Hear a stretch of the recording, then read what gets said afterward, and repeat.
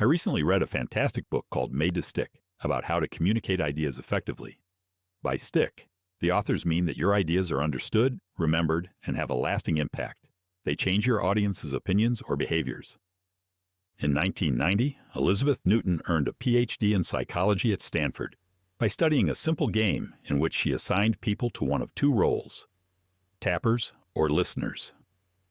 Each tapper was asked to tap out the rhythm of the song "Happy Birthday to You."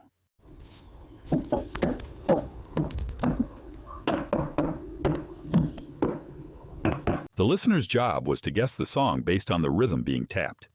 The result was surprising. The listener guessed the song correctly only 1 out of 40 times, about 2.5%. Meanwhile, the tappers believed that listeners would guess correctly 50% of the time. How could people not guess the song "Happy Birthday to You"? The problem is that tappers had knowledge, the song title, that made it impossible for them to imagine what it's like to not know it. This is called the curse of knowledge. Once we know something, we find it hard to imagine what it was like not to know it. Our knowledge has cursed us. After poring over hundreds of sticky ideas, Chip Heath and Dan Heath found that the same 6 principles kept showing up. In this video, I'll walk you through 4 principles that I found most powerful. 1. Simple. The first principle is simplicity. Simple messages are core and compact. Finding the core involves forced prioritization. Suppose you're a wartime reporter and you can telegraph only one thing before the line gets cut. What would it be? There's only one core. You must choose. Journalists often use inverted pyramid structure. Information is presented in decreasing order of importance. The most important info, the widest part of the pyramid, is at the top. This strategy maximizes the information readers glean. A great example of compactness is a proverb, a short sentence, compact, drawn from long experience, core, and expressed in universal language. The proverb, "A bird in the hand is worth 2 in the bush," gives us a tangible, easily processed statement that can guide us through complex, emotionally charged situations. Generative metaphors can also help by substituting something easy to think about for something difficult. For example, the metaphor of the brain as a computer has been central to many insights in cognitive psychology. It's easier to define how a computer works than how the brain works. That's why comparing the brain to things like memory, buffers, or processors can help psychologists locate similar functions in the brain. 2. Unexpected. This chapter focuses on 2 essential questions. First, how do I get people's attention? Consider this fact. The mosquito kills more people than sharks, snakes, or lions combined. It's not the predators we fear that are most dangerous, but often the ones we don't notice. This tiny insect is the deadliest animal on Earth, causing over 700,000 deaths per year by spreading diseases like malaria and dengue. This example breaks a pattern. Surprising facts like this grab attention. Second, how do I keep people's attention? The mosquito fact catches attention briefly. But for more complex messages, the key is mystery. Mystery isn't just about unexpected moments. It's about an unexpected journey. When we don't know something but want to, it's like having an itch we need to scratch. We sit through bad movies just to find out how they end, because not knowing is more uncomfortable than enduring boredom. That's the power of mystery. 3. Credible. What makes people believe ideas? We believe things for many reasons.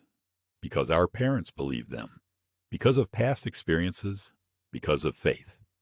If we're trying to persuade a skeptical audience, we're up against years of personal learning and social conditioning. One method to create credibility is using statistics, but using them well. For example, a company survey reported only 37% of employees said they understand what their organization is trying to achieve and why. Only 1 in 5 was enthusiastic about their team's and organization's goals. Only 1 in 5 had a clear line of sight between their tasks and those goals. These stats are abstract, easy to forget. But now imagine this. If a soccer team, only 4 out of 11 players would know which goal is theirs. Only 2 would care, and only 2 would know what position they play or what they're supposed to do. Suddenly, the stats come alive. This analogy gives the numbers a human context, drama, and movement. We can't help but imagine the chaos on that soccer field, and that makes the message memorable. 4. Emotional. A researcher tested 2 versions of a fundraising letter for Save the Children, a charity focused on helping children worldwide. The first version featured statistics. Food shortages in Malawi are affecting more than 3 million children. The second version told the story of a single girl.